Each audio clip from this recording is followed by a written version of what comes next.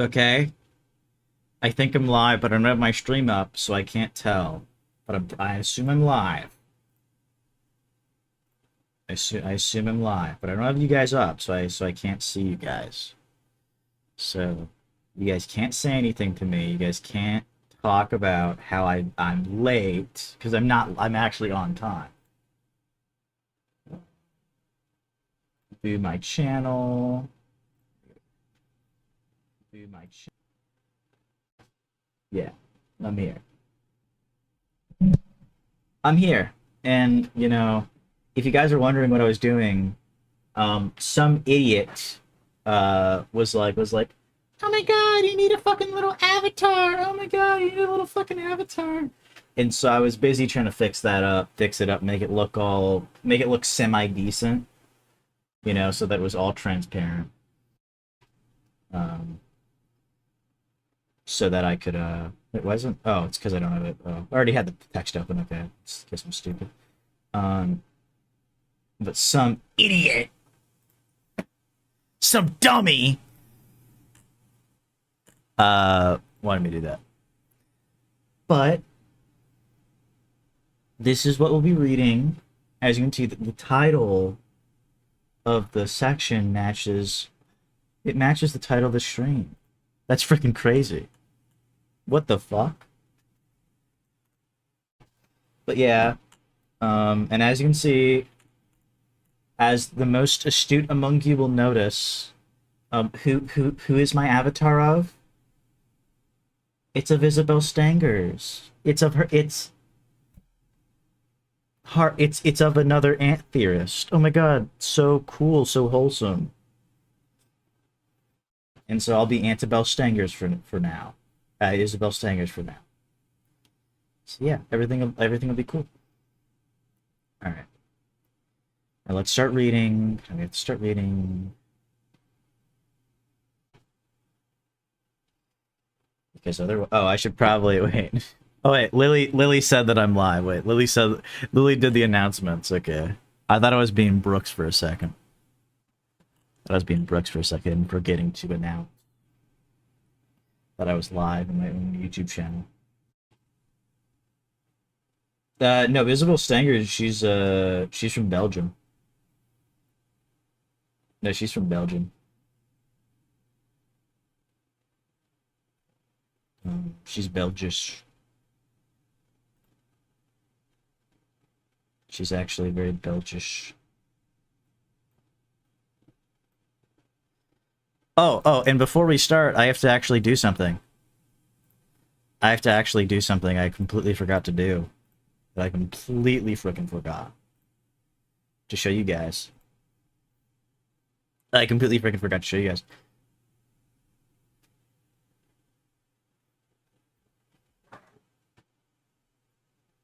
So,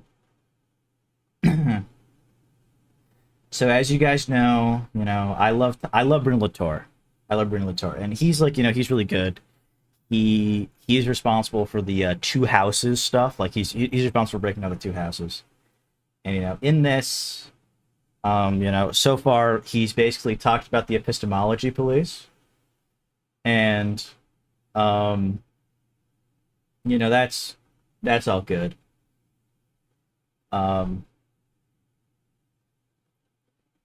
And yeah, and like I don't know, it's been pretty good so far.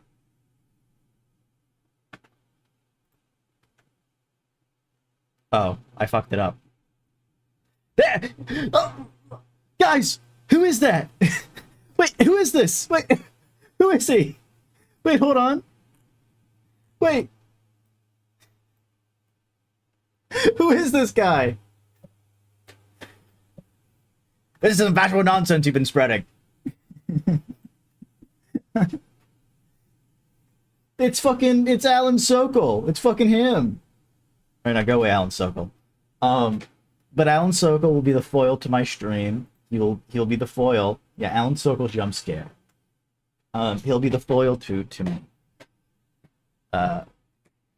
Every time he'll come up and he'll talk about how what I'm saying is fashionable nonsense, but it isn't. But Alan Sokol doesn't understand.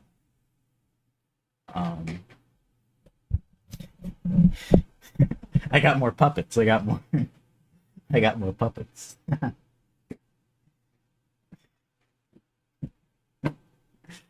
uh, the pitfall of social representations of nature. In the first section of this chapter, we distinguish the sciences. Oh, before we start, actually, also, um, I talked to Sirius, and if you guys, he'll be streaming at I think 4 p.m. EST, and I will be on, the stream. Just so you guys know, I'm gonna. If you're in my Discord, I will link it to you. Oh, also, I should be good and also do this. Oh my god, I'm so behind, guys. Me doing this really fucked me up. It really fucked me, guys. It really fucked up my whole thing. I was fucking off this morning, so I didn't even get to read more of my like books that I need to read. Um, so yeah. Um,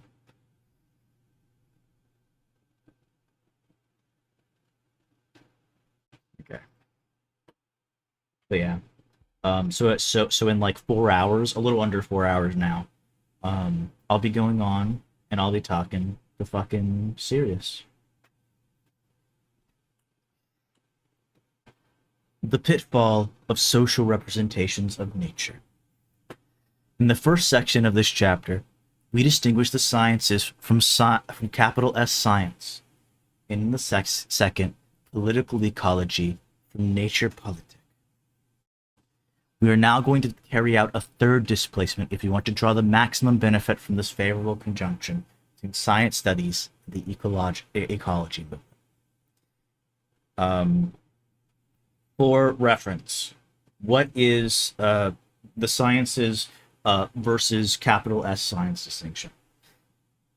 Latour argues in the previous sections, if you weren't here, capital S science is its purpose is to quite literally destroy politics and replace it with this all-encompassing nature.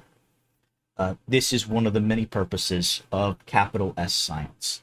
It's one of its only purposes. But the sciences, making science lowercase, and also plural, gives it the same dignity as we give the word cultures. Something like the word cultures. When we talk about politics or cultures, it is also always plural. We don't really say politic, or we very rarely, I think, when talking about cultures, like more than one kind of culture. We don't say culture. We don't just say culture usually. We do usually still refer to it as cultures. We make it plural. But with capital S science, people don't do that. They just say they refer to science, even though what they're referring to isn't just one thing. It isn't one distinct. It isn't like one one entity. There's many things in it, many parts, but it's totalized in a specific way. And that's why he wants to. That's one of the kind of the simple. That's the simple way of me explaining this. There's a bit more to it. There's a lot more to it. Watch the previous readings, and you will probably understand it a bit better. You can kind of just take these as readings. I'm gonna be honest. It's one of the many reasons why I think I'm actually gonna get rid of the avatar. I don't really like it. I don't like it for reading. I'll probably add it for other things though. I'm actually gonna get rid of this for now. I've actually decided. I'll still have it. I'm just not gonna. I just don't want. I don't think I want it for reading. I like I like more stuff like this where we have Bruno Latour and like the things on the side. I like this a lot better. I think this makes it a lot better. I think the avatar kind of just makes it fucked up. And then what is political ecology versus nature politic? Nature politic is is on the is what the uh, epistemology police, or the in parentheses political epistemologists use.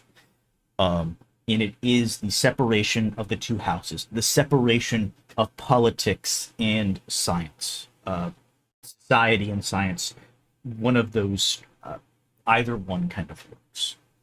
Um, it is the separating of the of things into two domains, of two worlds, and these worlds can never cross into each other, except for capital S science or capital S society.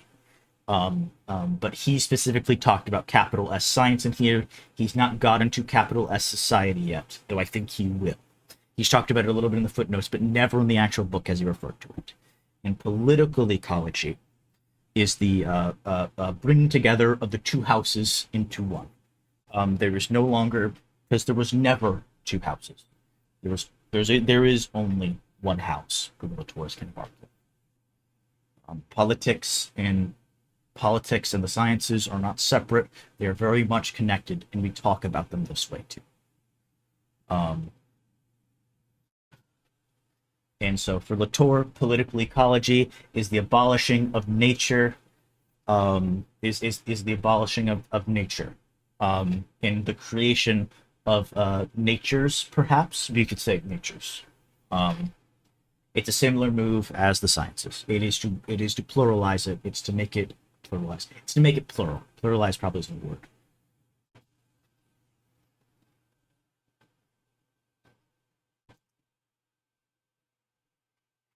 We are now going to have to carry out a third displacement. I hope that made sense. I hope I corrected you. I hope that made sense. I was trying to explain. It is a lot. There's a lot of we are only 30 pages in, and that isn't that many pages. It's kind of easy, but when you're dealing with this kind of stuff, it's fucking a lot of pages, especially Bruno Latour, who generally, he doesn't like. I've been reading a book, The Ignorant Schoolmaster, and on the side, and a lot of it feels like filler. But with Bruno Latour, none of it really feels like that. There's a little bit that does, but usually it is always in the service of him laying out his argument as precisely as possible, so you get what he's saying. And so the filler stuff is less filler and more him actually explaining. Just fully explaining the thing. With the Ignorant Schoolmaster, I feel like some stuff could be cut out to make it a bit of a shorter book, that would still get to the point and it would still be just as clear. I might be wrong on that. I'll have to think about it that more, but that's an example. So yeah. We are now going to have to carry out a third displacement if we want to draw the maximum benefit from this favorable conjunction between science studies and the ecology movement. It seems to be the case. Also, one second. Let me do something. Sorry for stopping. I'm sorry, guys. Wait, I'm sorry, guys. Don't yell at me. Don't yell at me. Don't yell at me. Okay. Wait, actually, I should just. Sorry, I'm stupid. One second, I'm dumb. Cringe.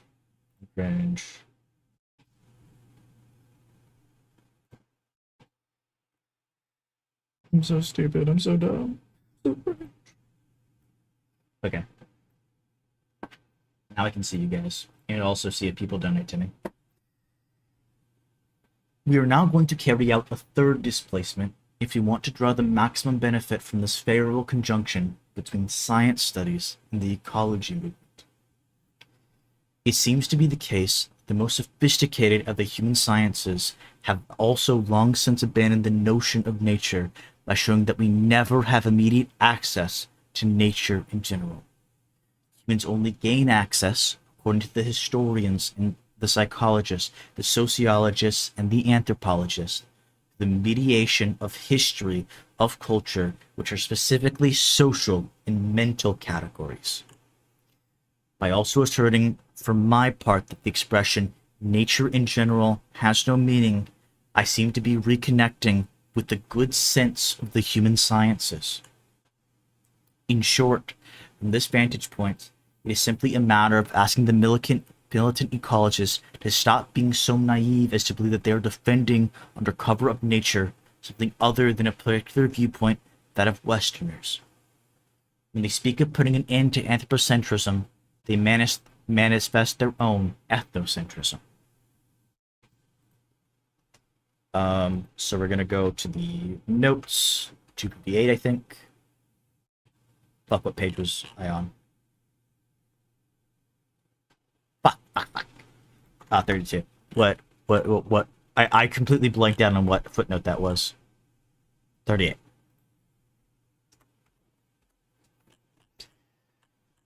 The effort to reconcile these two positions, as artificial as they are extreme, provide all the dramatic interest of Soper, 1995, one of the best books written for heightening the tension between the social construction of reality on the one hand and the feminist and political theories of ecology, which need a solid realism to maintain the critical tension.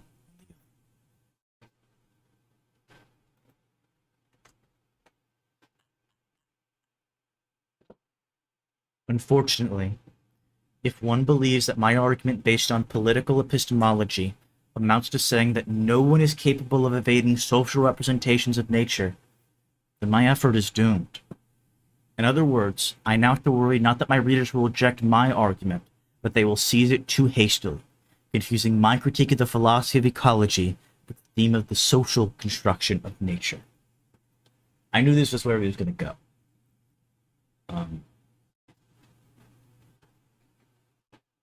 Something I need to emphasize for anyone who's going new to Latour, and it needs to be emphasized very carefully, very specifically.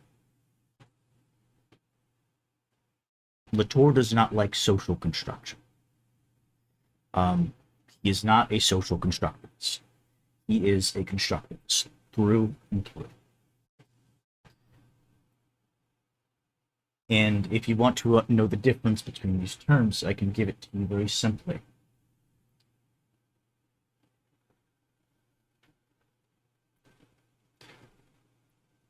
For Latour,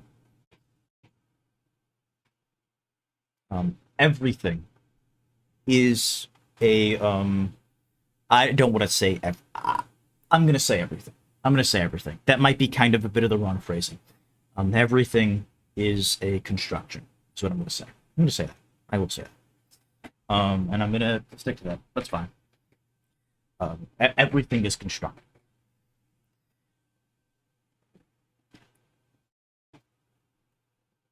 And so for him, when you add the word social onto the word construction, you're drawing the same line that the quote unquote naturalists, as he calls them several times, do. You are separating nature and society. For Latour, these aren't distinct. These aren't exactly distinct things. These are things that are very connected. We can separate them, and Latour, in a certain sense, does, but not really. He separates them because this is the only way we can really talk about them right now. That is the way he separates them. But then he connects them back together, and that is the thing. So for Latour, adding the word social onto construction adds nothing but the idea that society and nature, or society and reality, are distinct things, when they aren't for Latour. Realism and constructivism are not opposites. They're synonyms. They're the same.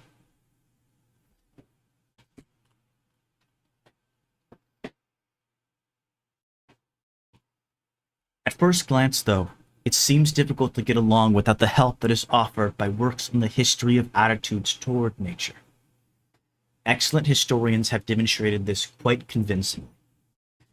The way forth the century Greeks conceived of nature has nothing to do with the way 19th century Englishmen did, or 18th century Frenchmen, not to mention the Chinese, the Malay, or the Sioux. 39. 238.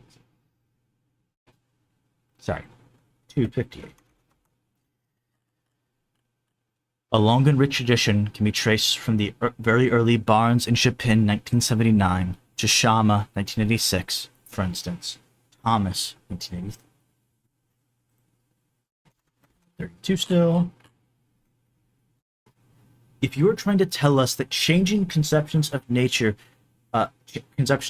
reflect the political conceptions of the societies that developed them, there is nothing astonishing in that. Take one example in 1,000.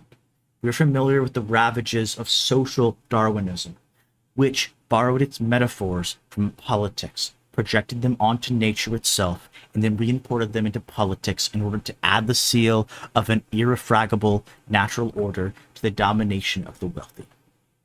Feminists have shown often enough how the assimilation of women to nature had the effect of depriving women of all political rights for a very long time.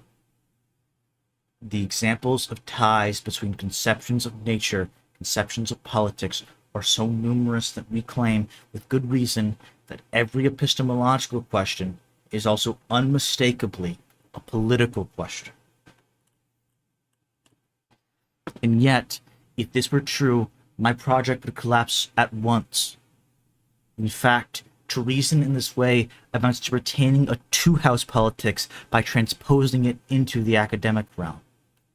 The idea that nature does not exist, since it is a matter of social construction, only reinforces the division between the cave and the heaven of ideas by superimposing this division onto the one that distinguishes the human sciences from the natural sciences. It is simply, what he's getting at right now is, it's simply, when you do this, it is simply a reversal of what you are trying yourself to critique. You are reversing what you are saying, so that instead of everything being natural, it is instead social. Latour does not like that either. He does not like it in either direction. He does not. There is not two houses. There is one house, which we all share. When one speaks as a historian, a psychologist, an anthropologist, a geographer, a sociologist, or an epistemologist about human representations of nature, about their changes, about the material, economic, and political conditions that explain them, one is implying, quite obviously, that nature itself during this time has not changed a bit. Yes, there is still the untouched nature. You can't get past it. The only thing that actually changes is we simply cannot access it. That's all that changes. That is literally all that changes in this. The more the social construction of nature is commonly asserted, the more what is really happening in nature, the nature that is being abandoned to capital S science and scientists, is left aside. Multiculturalism acquires its rights to multiplicity only because it is solidly propped up by mononaturalism. No other position has any meaning at all. Otherwise, we would revert to the olden days of idealism and believe that the changing opinions of humans modify the positions of moons, planets, suns, galaxies, trees that fall in the forest, stones, animals. In short, everything that exists apart from ourselves. Those who are proud enough of being social sciences because they're not native enough to believe in the existence of an immediate access to nature always recognize that there was a human history of nature on the one hand, and on the other, the natural non-history of nature made up of electrons, particles, raw, causal, objective things, completely indifferent to the first list. Continue to the footnotes. If any of you have any questions, like, I say this every time, but like, please just ask. You don't have to worry. The dialectical interpretation changes nothing, for it maintains the two poles, contending itself with setting them in motion, the dynamics of contradiction. Yeah.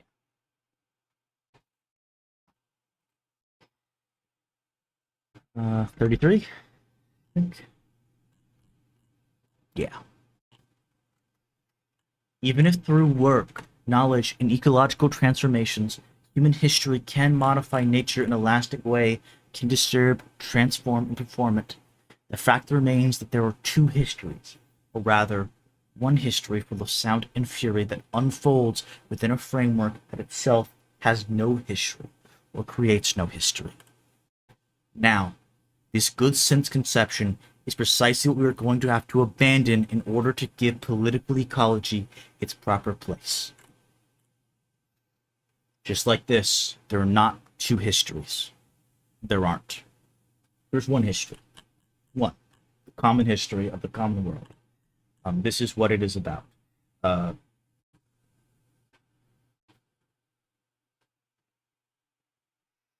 for Latour, right now we are in what is called the pluriverse. Things are multiplicities. And hopefully one day we can get to the common world, the singular. There's one world. This is what common sense for Latour, this is what it literally means. It is what is common.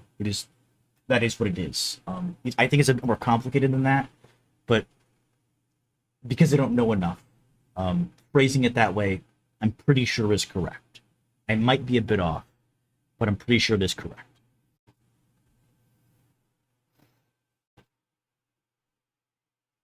The critical sophistication of the social sciences is unfortunately of no use in drawing the lesson of political ecology, which does not even shadow the divide between nature and society, natural sciences and social sciences, science and politics, but is located in an entirely different region, since it refuses to establish public life on the basis of two collectors, two catchments, two houses.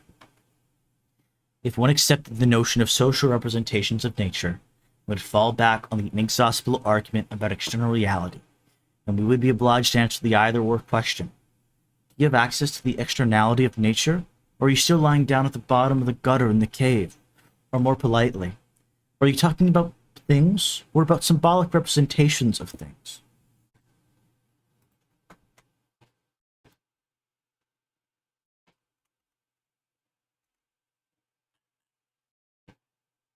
Uh, 41. In a book that is very well informed about the English ecology movements, Bill McNaughton and John Urry do not succeed in breaking the attachment of these movements to nature, except by showing that it is socially constructed in the form of landscape and wilderness. Criticism is thus exercised the refusal to recognize in any of the actors engaged in the environment any hold whatsoever on reality, which is thus left, though the authors do not acknowledge this, the scientist capable of speaking about nature. Yeah. Yeah. 1 second, I'm gonna open my curtains.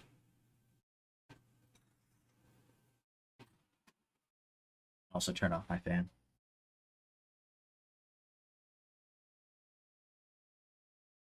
And that is one of the other many problems.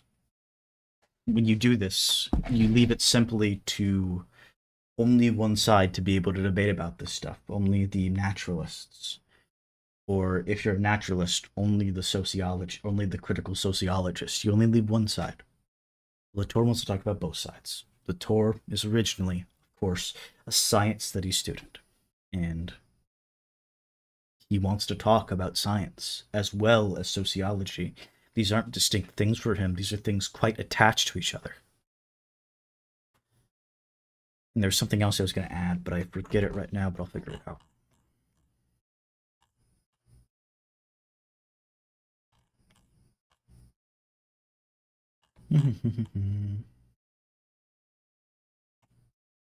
Let me read this again.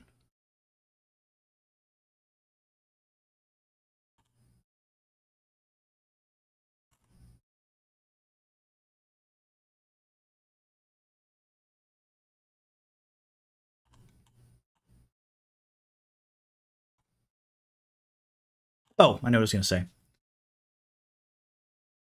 For any of you in my server, you guys know what my server's name is.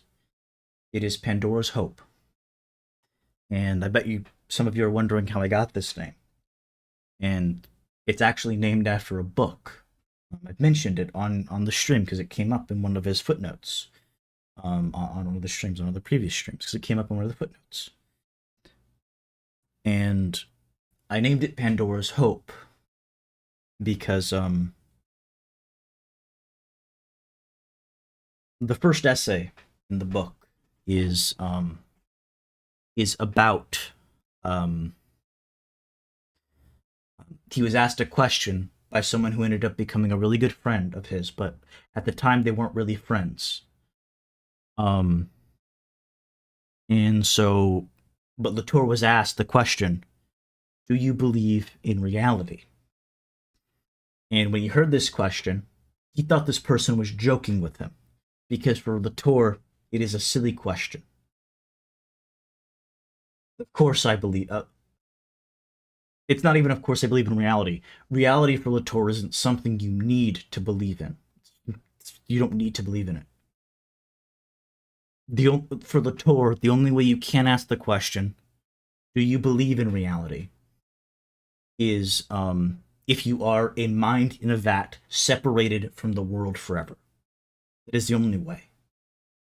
But we are not minds in vats. We are quite connected to the things around us. We are not in the world. We are part of the world. There's no separation. There's none. So it makes the question, like, it's not a question for Latour. It's not a question of belief either. It's something. It's like, and yeah.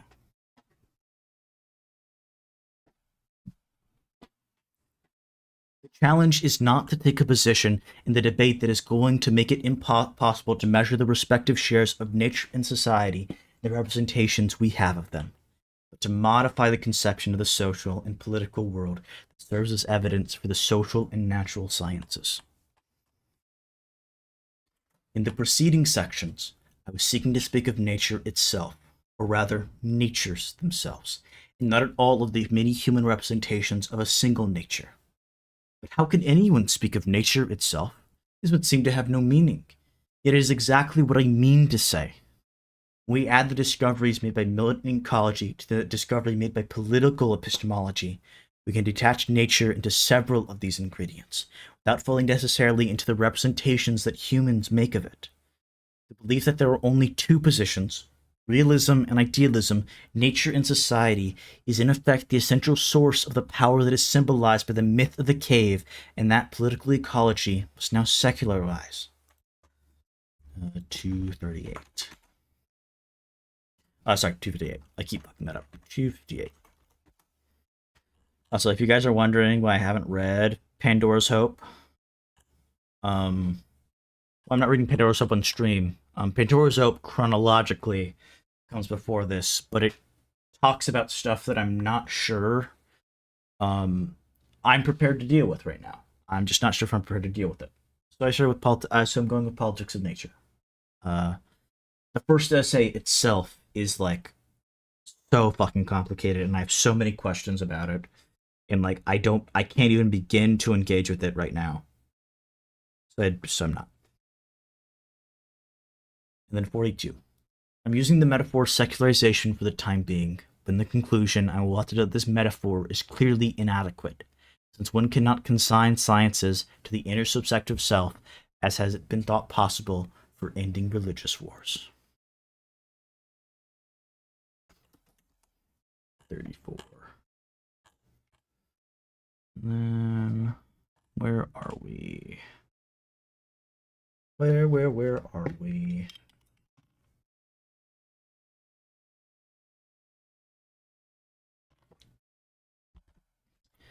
This is one of the thorniest points in our argument.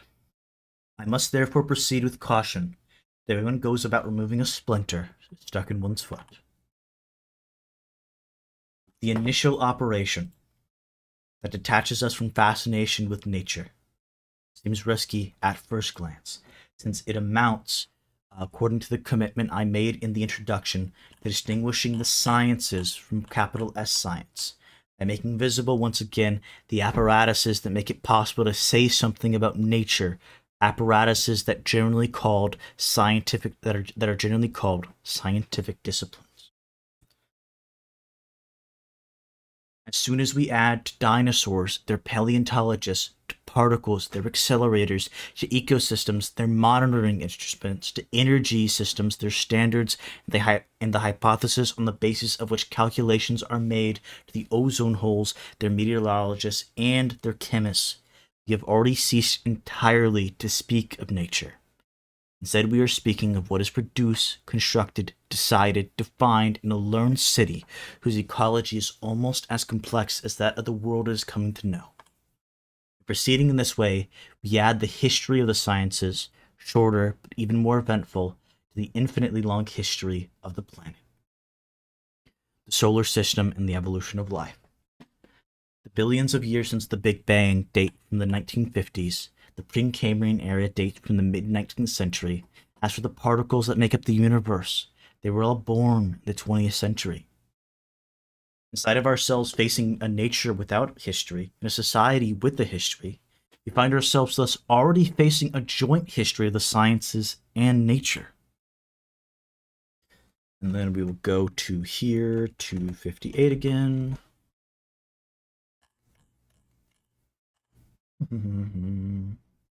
This is the theme of Moscovici's premonitory book. Moscovici, 1977, but I think it was published in, I assume, French. Moscovici sounds like a French name.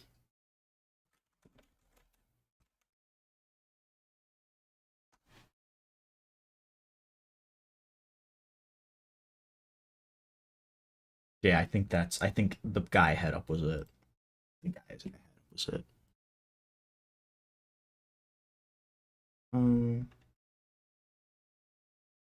It sounds French wag.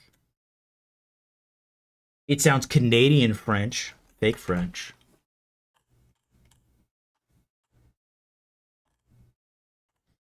Yeah, well, wag. I'm pretty sure he actually is French. So, wow, I can't believe you're saying that people can't be French. I can't believe you're saying he can't be French. SMH. Oh, sorry, Estelle. I said wag. I'm pretty sure. Estelle. You're not wag. This is one of the thorniest points in our argument.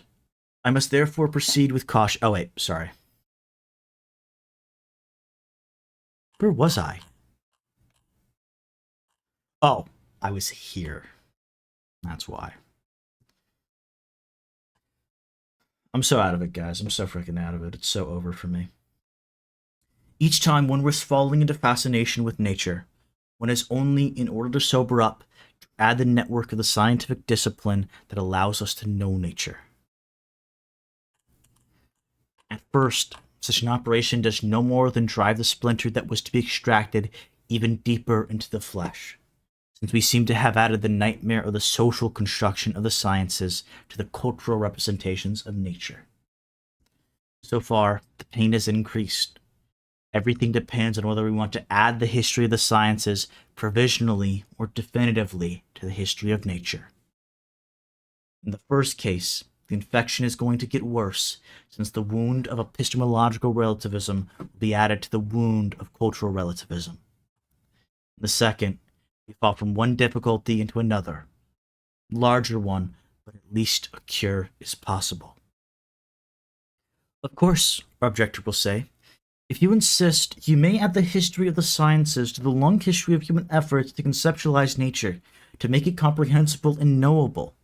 But it remains true, nonetheless, that once knowledge has been acquired, there will always be two blocks, nature as it is, and the variable representations we make of it. The history of the sciences belongs indeed to the same list as the history of mentalities and representations. It just so happens that the portion of human representations, when it is accurate, passes wholesale over to the side of nature. In other words, the fact of adding the history of sciences does not modify the distinction between nature and representations of nature in a lasting way. It blurs it only temporarily, during the brief period when the scientists are wandering around in the dark. As soon as they find something, what they attest to belongs clearly to nature, and no longer in any way, shape, or form to representations. During all this time, anyway, nature has remained safely out of play, out of range, impregnable, as little involved in human history of the sciences as in the human history of attitudes towards nature, unless wish to reduce the history of the sciences to history, period, and forever bar scientists from discovering truth, by locking them up forever in the narrow cell of social representations.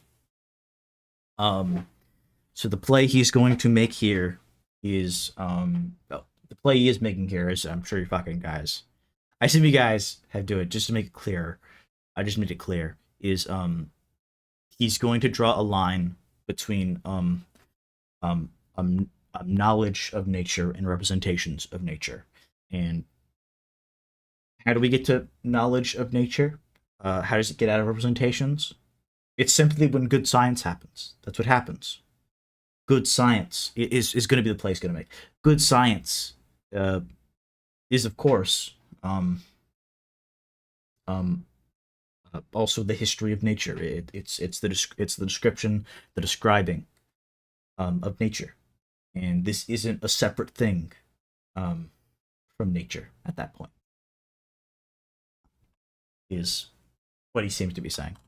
He might go in a different direction slightly, but I don't think so. I think he's probably going to stay pretty clearly on this. Yeah. We should not be surprised by this objection. We are well aware that the double rupture between history and nature does not stem from lessons drawn from empirical studies, but has the goal of cutting observations short, so that no example can ever blur the politically necessary distinction between ontological questions and epistemological questions by threatening to bring them together under the single gaze of a single discipline, the two assemblies of humans and things. The goal of political epistemology as a whole is to prevent political epistemology, limiting the history of the sciences to the messy process of discovery, without this latter's having any effect whatsoever on the lasting solidity of knowledge. I maintain, on the contrary, that by making the history of sociology of the learned city visible, I am aiming at blurring the distinction between nature and society durably, so that we shall never have to go back to two distinct sets, nature on one side, the representations that human make of it on the other. Yeah.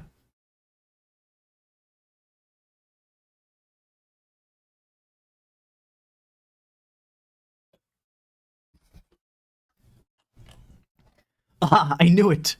Here, the social constructivist is showing the tip of his donkey's ear. Here are the sophists who proliferate in the obscurity of the cave. You want to reduce all the exact sciences to simple social representations? Extend multiculturalism to politics? Deprive politics of the only transcendence capable of decisively putting an end to its interminable squabbles? 258 again. I should have continued. This is the, see Ian Hacking's useful presentation, Hacking 1999, The Various Shades of Social Constructivism. This paper is called The Social Constructivism of What, by the way? Social Constructivism of What? By Ian Hacking. I know, because this comes up in one of my favorite essays by Latour, The Promises of Constructivism. Oh, fuck. I was so much further than I thought I was. We're already 4 pages in. But to be fair, we are 43 minutes in, so I guess that actually makes sense. And yet, it is precisely on this point that science studies in It is precisely on this point that science studies in combination with Milton ecology allows us to break with the deceptive self-evidence of the social sciences by completely abandoning the theme of social constructivism. If the objectors continue to be suspicious, it is because they do not understand that also first Latour graph, that political ecology in combination with science studies allows a movement that had always been forbidden before. By emphasizing the mediation of the sciences, one can of course tilt towards sociologism, turn to the perennial question of the human representations of nature, but one can also make visible the distinction between the multiple presence of non-humans and the political work that collected them previously in the form of a unified nature. For this, it suffices to change the notion of the social we have inherited, like the rest, from the age of the caves. Does he... Okay, he does refer to figure 1. We're not going to go over figure 1 just yet, guys. I know you guys saw the Bruno Latour graph, and now you're all excited. I mean, the Bruno Latour diagram, now you're all excited. But we can't look at it yet, even though every one of us really want to. You really freaking want to. Every one of us. Every single one of us. Not just me. And we're going to look at the definition of non-humans real quick. Oh, it's human and non-human. To bring out the difference between civilian relations within the collective and the militarized relations maintained by objects and subjects, I use this expression, which is synonymous with propositions and associations. Its only signification is negative. It simply reminds us that we are never speaking of the subjects or objects of the old bicameralism. I think the bicameralism is the separation of subject, and I think it is it's either the separation into two houses, or yeah, it's the separation into two houses. Yeah, and also I think the separation of humans and non-humans. Oh no, it isn't. That's something else. There was something else. Was there? Okay. And let's look at association. Association extends and modifies the meaning of the word social in society, words that are always prisoner of the division between the world of objects and that of subjects. Instead of making the distinction between subjects and objects, we shall speak of associations between humans and non-humans. The term thus includes both the old natural sciences and the old sociologies. Social sciences, sorry. 36. Okay. You did it.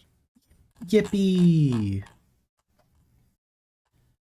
We are going to distinguish between two conceptions of the social world. The first, which can be called the social world as prison, and the second, which I shall call the social world as association. When we compare the two positions, the one derived from the myth of the cave, and the one which I would like readers to become accustomed little by little, at first they appear quite similar. This is evident from figure 1.1, and this is fucking where his graph is. The two-house collective. First we're gonna read the little footnote, and then we're gonna fucking decipher this together. Figure 1.1. The mythical model with two houses, nature and society, is based on a double split. The model of the collective is based, conversely, on a simple extension of the human and non-human members. So, we have slash down the middle. Nature, which is the assembly of things, and then on the right, assembly of humans, which is society. And we have these 2 points, which I'm not sure what exactly they are. I think they're the going back and forth, or the question of whether or not society impinges on nature, or nature impinges on society. I think that's what that is. That makes sense to me, though it might be something a bit different. And then here, a collective without outside recourse. It's just a fucking circle, baby. Complications and controversies, collective in the process of exploring, disciplines. Boop. It goes in a circle. It's a little circle. It's just back and forth. There's no split. There's no split between the two.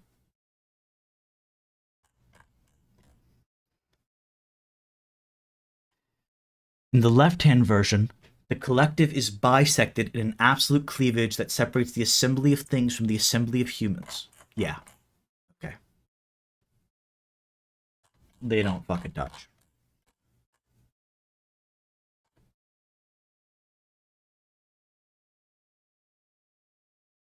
Sorry, wait, where was I? Oh, I went down too far. Sorry. I fucked up. Uh,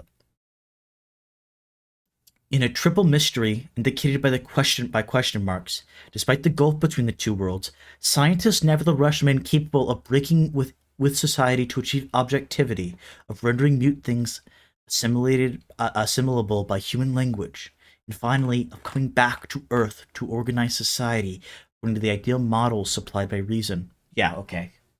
I was right. I was freaking right, guys. Who would have guessed? Who would have guessed? The right-hand model differs from the left-hand one by virtue of three small features, as decisive as they are infinitesimal. These will become clearer in the next two chapters.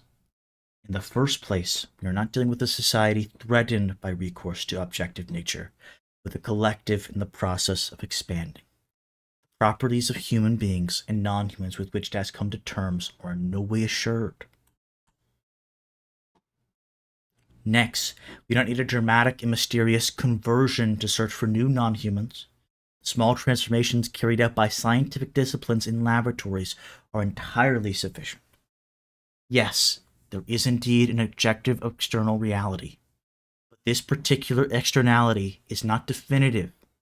It simply indicates that new non-human entities that have never been before been included in the work of the collective find themselves mobilized, recruited, socialized, domesticated. This new type of externality, essential to the respiration of the collective, is not there to nourish some great drama of rupture and conversion. There is indeed an external reality, but there is really no need to make a big fuss about it. Finally, and this is the third small difference, when the newly recruited non-humans show up to enrich the demography. Demography? Am I saying that right? Demography. Because it's demographics. Demography's right. I'm just fucking up because I don't. To enrich the demography of the collective, they are quite incapable of interrupting discussions, short-circuiting procedures, canceling out deliberations. They are there, on the contrary, to complicate and open up these processes.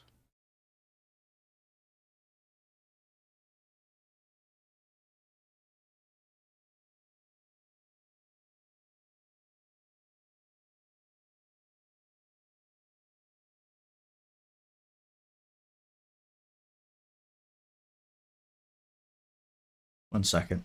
I want to look up to make sure I'm pronouncing. Never demography. Demography. Okay, I'm saying it right. I don't know why I think I'm saying it wrong. Like, it's obviously correct. I don't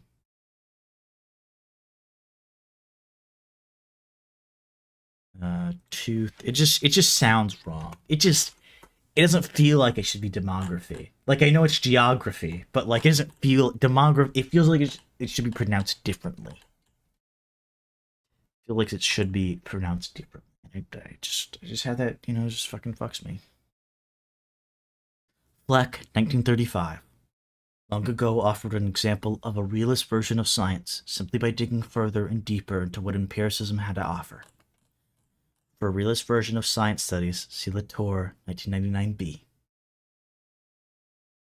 Nothing proves that reality and unity are synonyms. James, 1996. 1909?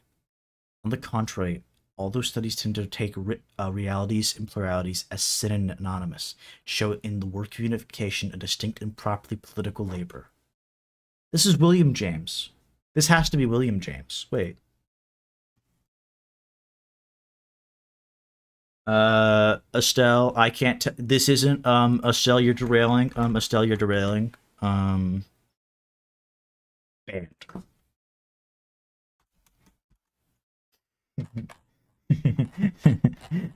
Estelle, derailing. Can't believe you. A pluralistic universe. Hibbert lectures at Manchester College in the presentation situation in philosophy. Yeah. Yeah, it was him. I knew it. I knew it was him the entire time. It's Pandora's Hope. Yeah, fucking literally banned. it's like the Meat Canyon video. It's like the Meat Canyon video. Fucking band. Where was I? I'm so low energy today, guys. I'm so low energy. It's because I wasn't working. When I work I have energy, but when I don't work I don't have energy. Sorry. The return of the scientists in charge of non-humans is a passionate interest to the other members of the collective, but in no way resolves the question of the common world that they are in the process of developing. It only complicates the issue.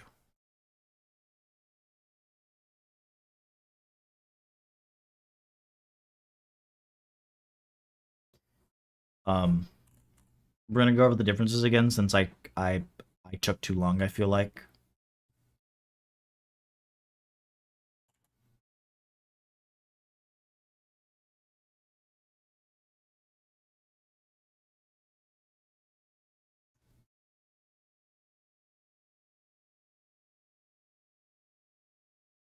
Okay. Um, the collective is in a continual process of expansion. Um, it doesn't just it isn't already all collected.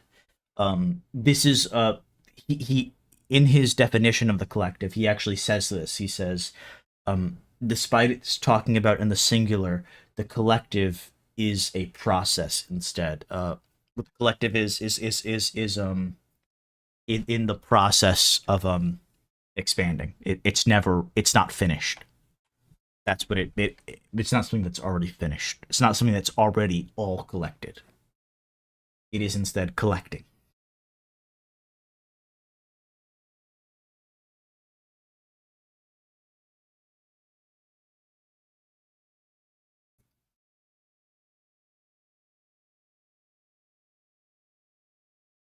The second one is simply um is that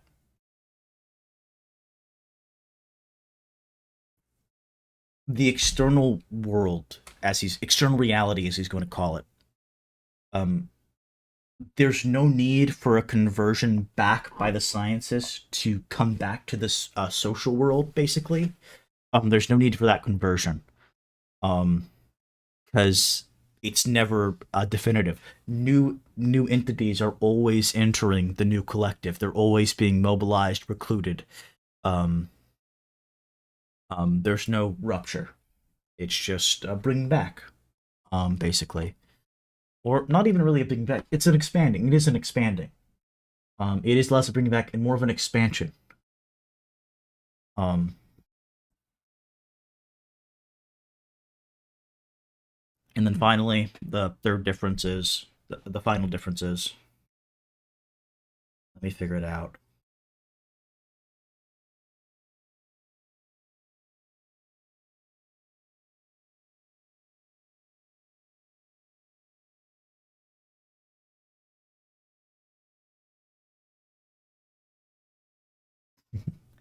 Okay.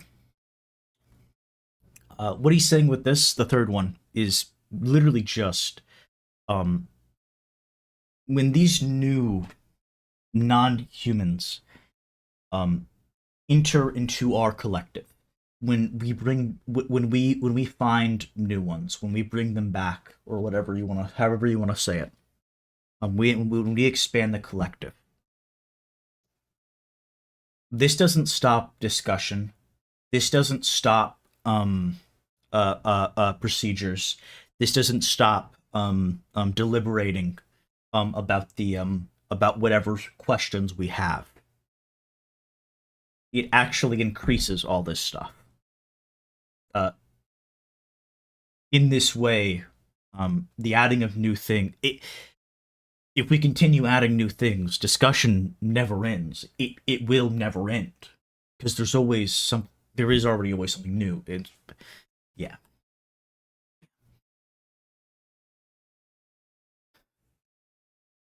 as it says.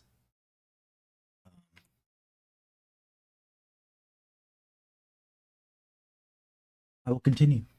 In place of the three mysteries of the left-hand version, we find in the right-hand version three entirely describable operational sets, none of which presents a brutal rupture, and even more important, none of which simplifies the collective's work of collection by resorting decisively to an incontestable transcendence. I think we're on 239 now. Sorry, it's fucking 259. 46. One should not hasten to say that the social is going to lack transcendence the way a pigeon enclosed in a vacuum would lack oxygen. We shall discover later on the transcendence proper to the demos, but not before chapter 5. In the meantime, it's suffice to remember that the apparent mere immanence of the collective is only an avatar of the allegory of the cave. And we actually are going to look at demos. It's pronounced Logos. It's pronounced Logas.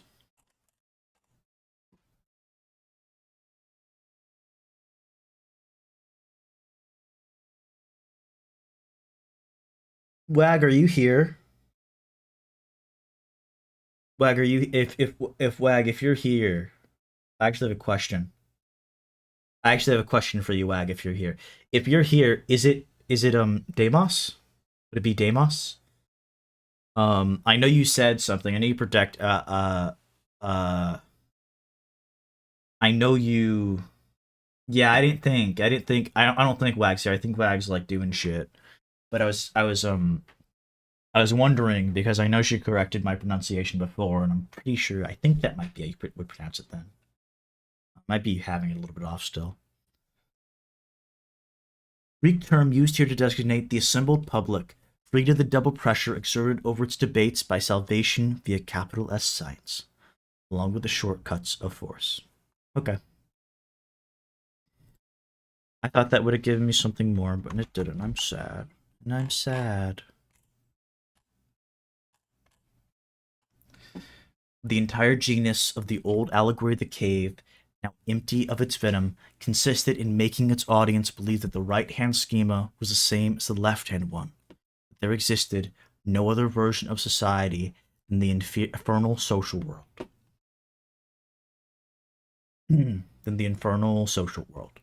The social world as prison depicted in the left-hand schema, as if one could not speak about society without at once losing contact with external reality.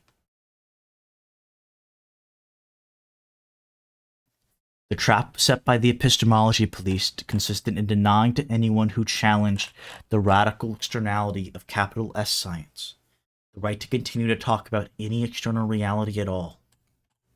Those who had doubts about capital S science were supposed to content themselves with the gruel of social conventions and symbolism. They could never have gotten out of the prison of the cave on their own. Yet we can now see that precisely the opposite is true. In the appeal to external reality, two elements that are now clearly separate were deliberately confused. On the one hand, the multiplicity of the new beings for which room must be made from now on so that we can live in common. On the other hand, the interruption of all discussion by recourse to a brutally and prematurely unified external reality. Such recourse is effective only because it short-circuits the work proper to politics, thanks to a non-political supplement called capital S science that is supposed to have already unified all beings under the auspices of an illegally convoked assembly called nature. And this is one of the many problems with capital S science. If it were true, it seems that scientists have no work to do. There's nothing to be done. Clearly, of course not. The left-hand schema could not appeal to the reality of the external world without leaving the social world or silencing it. The right-hand schema can appeal to the external worlds, but the multiplicity that is being mobilized in this way does not bring definitive resolution to any of the essential questions of the collective. In place of the social world as prison that sociology has inherited without ever inquiring into its original flaws, there appears another sense of the social, closer to the etymology of the term, as association and collection. He gets into this in reassembling the social, and it's really good. If sociology had managed to inherit from Gabriel Tard, 1999, as well as from Emile Durkheim, this conception of the social world as association, this conception of the social world as association would never have been forgotten. Sociology would always have known how to cross the artificial border between nature and society without raising an eyebrow. In any case, that would have given even more courage to define sociology as the science of associations. Latour 22C, and even already in Latour 1988. I'm going to check those out. I want to see what books he's referencing. I don't know what 202C is. Maybe it's the democracy one. I think that might actually be it. I think it might actually just be the democracy one. Let's find out. Pasteurization of France, that's what it is. I should have known. I should have known. And then 2002C. Gabriel Todd and the End of the Social. In the social in question, new bearings in the history and the social sciences.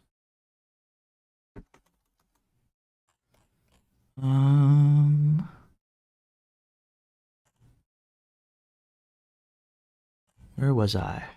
Okay. On the left in figure 1.1, science was part of the solution to the political problem. It was also rendering insoluble by the continual threat of disqualification hanging over the human assemblies. On the right, the sciences are part of the solution only because they are part of the problem as well.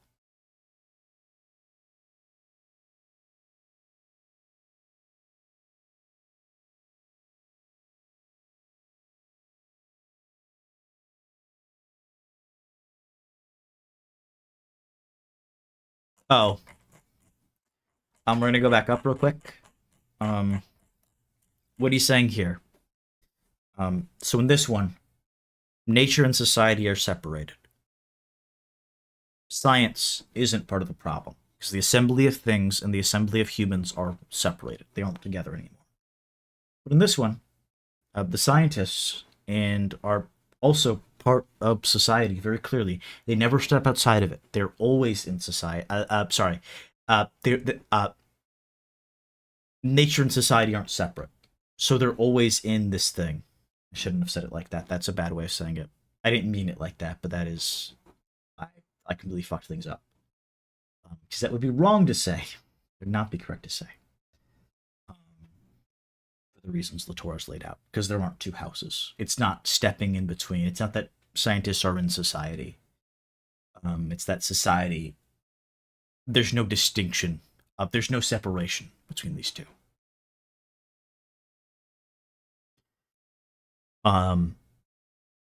Sorry. That's also kind of wrong to say, but it's fine. I'm gonna stop yapping. Because if I'm gonna correct myself, I'm gonna correct myself all day and debate with myself about which terms I should use. When it's fine. It's fine. I'm sure you guys get what I mean in the accurate way, and you're not taking it in the bad way. Yeah, banning myself from my own stream. That is true. I should need to do that. Sorry. But on this one, scientists aren't part of the problem. They step between nature and society, so they never engage the political problem, and so they aren't really part of any solution. But on this one, they are part of a solution, and it is because they're part of the problem. They too are in the problem. They are part of the political problem. They are not separate from it. Yeah, that's kind of it. I don't think I did a good job explaining that, but I wanted to get further because I fucked it up so hard. And I'm sure you guys don't want to hear me. I'm sure you guys would rather me just read the book. I'm sure you guys would rather me just read the book. Which is understandable. I would rather me just read the book too. Yep. I'm so fucked right now. When the mediation of the scientific disciplines is added, when the work of scientists is shown, when the importance of the history of the sciences is stressed, it seems at first glance that we have no choice but to distance ourselves even further from nature in order to move closer towards humans. The temptation is great. We need only let ourselves go. The highway is open and toll-free. The entire landscape of good sense has been fashioned for this effortless slippage, this glide down a slide. But thanks to the argument of the collective, we can also move toward a different position, one less well marked, more twisted, and more costly, a position towards which the entire future common sense political ecology nevertheless pushes us. By making the mediation of the sciences visible, we can start from nature, not in order to move toward the human element, but making a 90-degree turn to move toward the multiplicity of nature, distributed by the sciences, something that might be called the pluriverse. Before we continue, I actually want to check something. How many more pages do we have? I didn't check that. I usually do before stream, and so I'm going to now. Fuck you guys. Delayed, get delayed, get delayed. Losers. Losers. Oh, it's only 10 pages. That's nice.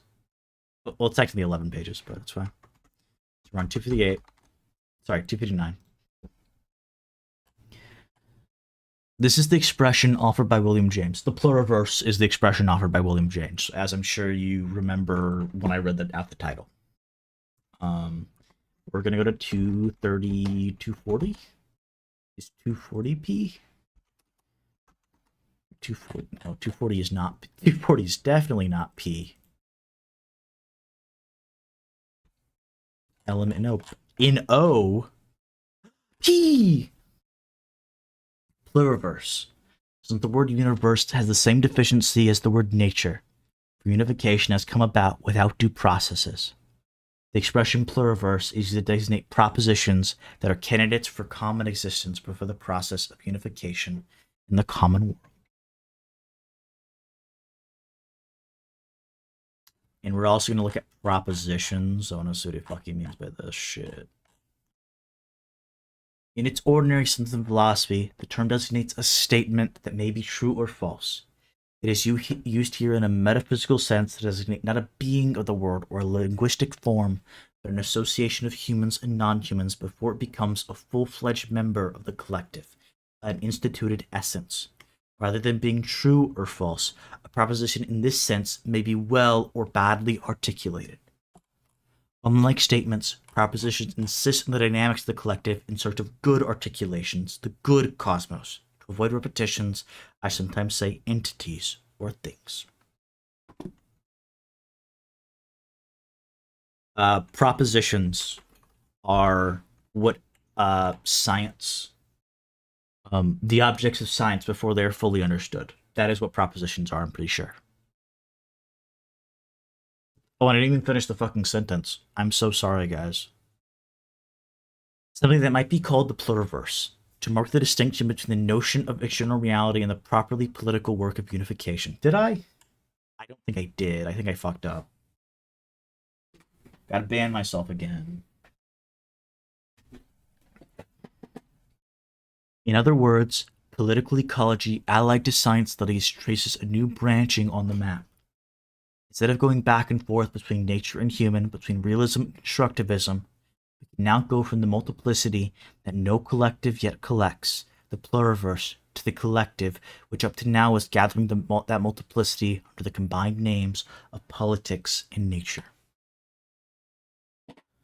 Only political ecology makes it possible to profit from the formidable potential of science studies, for if political ecology manages at last to pry apart multiplicity and what collects multiplicity in a single unified whole. As for the question whether this collecting, this gathering, this unifying is carried out by the political instrument of nature or the political instruments of politics, from this point on, it hardly matters. Let's see chapter 4. From now on, instead of opposing reality and representation, we will oppose the representation of multiplicity, the unification through due process of this multiplicity. There is, then, a path other than idealism that we can follow to leave nature behind. path other than subjects that we can take to leave objects behind, a path other than dialectics that was supposed to enable us to get beyond the contradiction between subject and object.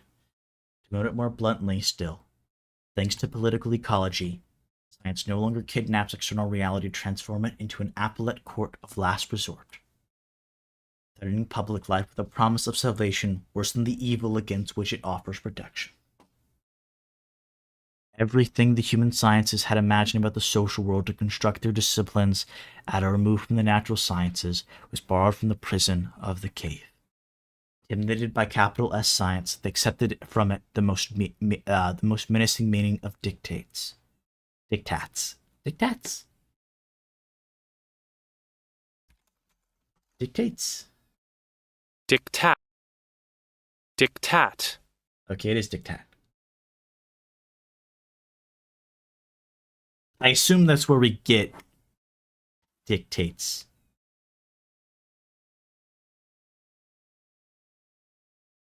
Yes, we readily admit it. They confess in chorus. Then when we talk about social construction, the further away we actually move from the real unified things themselves. Whereas what they should have done was reject the diktat and move closer despite the threat of capital S science. The realities produced by the sciences in order to be able to take a fresh look at the question of how the common world is composed.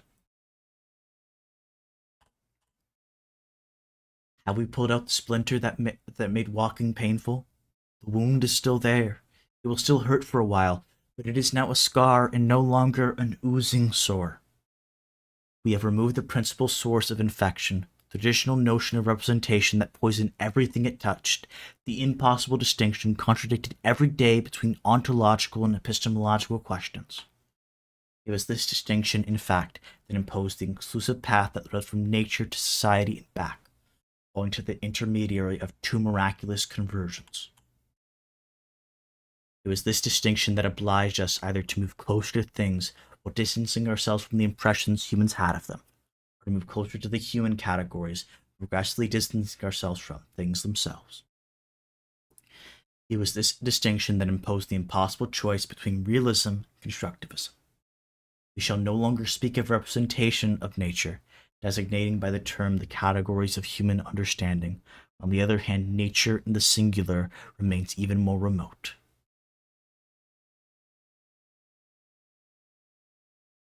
And yet we shall retain the crucial word representation, but we shall make it play again, explicitly its ancient political role. If there are no more representations of nature in the sense of the two-house politics we have criticized, it will still be necessary to represent the associations of humans and non-humans through an explicit procedure, in order to decide what collects them and what unifies them in one future common world. In fact, by abandoning the notion of nature, we are leaving intact the two elements that matter the most to us, the multiplicity of non-humans and the enigma of their association. In the following chapters, we are going to use the word representation to designate the new task of political ecology. But I hope to have removed the ambiguity that is way too long on the term that has been so closely associated with the destiny of the social sciences. We may suppose that the task of these sciences will be more inspiring than to prove that there exist cultural and social filters through which humans must necessarily pass to apprehend objects out there, while always missing things in themselves. By refusing the support that the social sciences claim to be offering it, political ecology frees these sciences to do other jobs, direct them toward other infinitely more fruitful research paths. Then 49 to 59. See the conclusion for other roles open to the social sciences besides critical denunciation. It is of the pluriverse that they should speak, of the cosmos to be built, not of the shadows projected on the wall of the cave.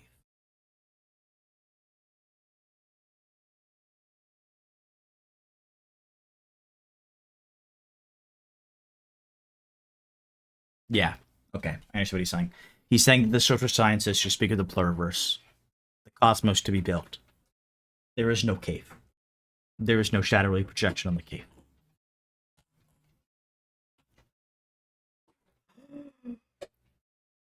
hug. And we're at the end, and I have to explain something. We'll actually have to say something that will probably be explained. I'm not going to explain critical denunciation, but critical denunciation is, if he's using it in the way he's used it before, is a move where you go to somebody and you say, the thing you believe, you believe in God, you believe in magic? Well, silly you, that's just some fairy object. And you do this trying to free the person, of course. You show them that no, it was their work all along. And then you go, because you never sleep. The critical thinker, as the critical thinker, you never sleep. Once they tell you, yes, I'm the master of my own action, I am the master of these things, you then go, silly, what are you? What are you, mad? No, no, no. You were actually trapped by psychology, the laws of psychology, politics, economics, and all these other things. And they are still in the same position they are in what that they thought they were in the first pass. They're trapped again, so to speak. You instead trap them in your things and not other things, and that's the critical enunciation, basically. Put it simply. Um, if anyone has any questions, ask them now. If anyone would like to come on, now is the time to do so. Because otherwise, I will be ending stream. So, if you would like to come on, or if you would like to ask a question, ask it now. I can answer. We can do that right now. We can go through it. We only went for an hour 20. 2 hours is probably going to be around my max. So we have fucking plenty of time. Sorry, we only went for 81 minutes. I'm gonna give you guys until 1:35 my time, which is in about 2 minutes now. Basically, it's almost 2 minutes now. But if no one has anything to say, I will be ending stream, and everyone can go. I will be waiting patiently, very patiently. I'll be very patient. Oh, also, I guess I should show myself. If you like this, if you enjoy this, I hope you donate to me. I would appreciate that. You don't have to. I do this no matter what. I'm already going to be reading this stuff. I see no reason not to. This is basically just me reading, and I'm not really explaining yet. I'm going to be making videos as well. But this is something I'd probably already be doing. And now I'm just hopefully going to help more people than I would have before. Get more people interested in Bruno Latour than I would have before. And do other things. So donations are just appreciated. You don't ever have to. I'm not very good. I'm okay, but I'm not really that good yet at what I do, and so I appreciate any help at all. I appreciate any help at all. But it's getting around that time, and so I assume that no one has anything to say. No one has anything to ask. If you can, I think I have my Discord. Let me check first. I should have my Discord. Yes, I have my Discord. Yeah, on my channel. It's not under the video. I don't have it under the video. I might start putting it under the video. But it's not under the video. It is if you click on my channel, it's there. But if you do have any questions, or you want to ask more, if you want to know more and you can't fit it in the time, just join my Discord, and I'll answer whatever fuck question. I'll answer whatever questions you have. I don't give a fuck. I'll talk to you about this all day. If you are members of the Quarantine Collective, I spent, like, I was at work, and I was slacking off a bit, but because I was kind of feeling like shit. So I was like, I needed something to cheer me up, and talking about Latour cheered me up quite a bit. So I was doing that while still getting my work done, and for like an hour or two, I was just sitting and talking to this guy about like this singular concept, and now I'm gonna go on his stream to do the exact same thing.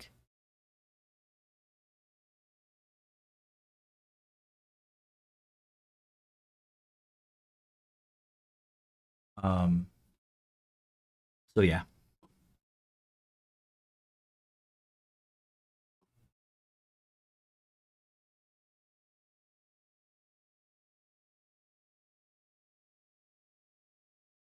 Well, if you guys aren't gonna do that, then if you guys don't have any questions, I'm gonna end stream. See you guys.